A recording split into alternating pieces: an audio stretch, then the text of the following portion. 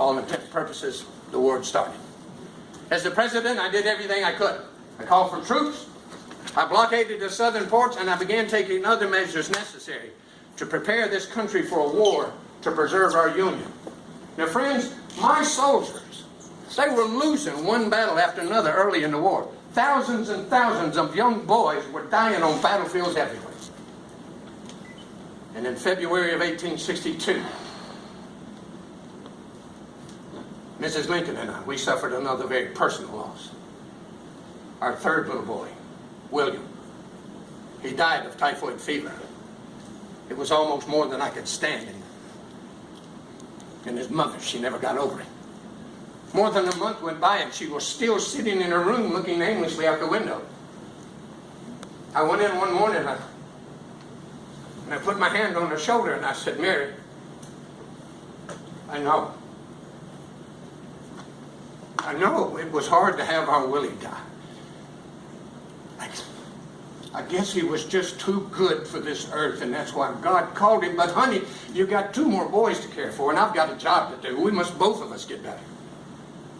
Mary, do you see out the window? Do you see that white building? Honey, that's the insane asylum. If you don't get better, I may have to put you there. Mary got a little better, but the war didn't. And Mrs. Lincoln and I certainly weren't the only parents that lost a son. Families both north and south were suffering tremendous losses. Why, on the 6th and 7th of April, near Shiloh Church in Tennessee, 2 days of fighting left a carpet of bloody casualties.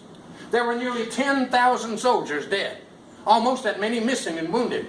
And among the dead at Shiloh was my wife's half-brother, Samuel B. Todd. And friends, Sam was in the Southern Army. My wife would lose 2 other half-brothers and a brother-in-law, all fighting for the Confederacy. I myself had 4 Lincoln, Virginia cousins that fought in the Southern Army. The people in the South said my wife was a spy for the North. And the people in the North said my wife was a spy for the South. Ladies, I hope you understand why she had emotional problems. But several months after Shiloh, on September the 17th, 1862, a place called Antietam. It's still the bloodiest single day in the history of America. There were nearly 30,000 soldiers killed, wounded, and missing in one day. And my general, George B. McClellan, claimed we won the battle. We didn't win. At best, it was a draw. But I used it as a victory. And I